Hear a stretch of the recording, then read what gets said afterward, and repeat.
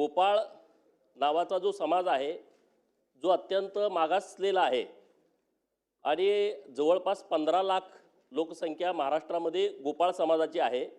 पशुपालक हा मुख्य व्यवसाय या समाजाचा आहे आणि म्हणून राज्य सरकारच्या निदर्शनास ही बाब आपल्या माध्यमातून आणायची आहे।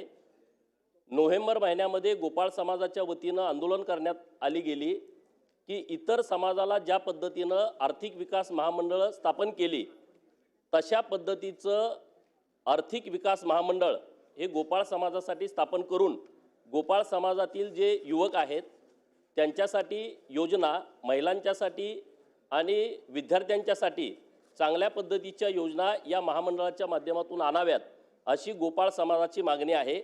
मी आपल्या माध्यमातून सरकारकडे औचित्याच्या मुद्द्याद्वारे गोपाळ समाजाचं आर्थिक विकास महामंडळ स्वतंत्र स्थापन करावं अशी विनंती करतो।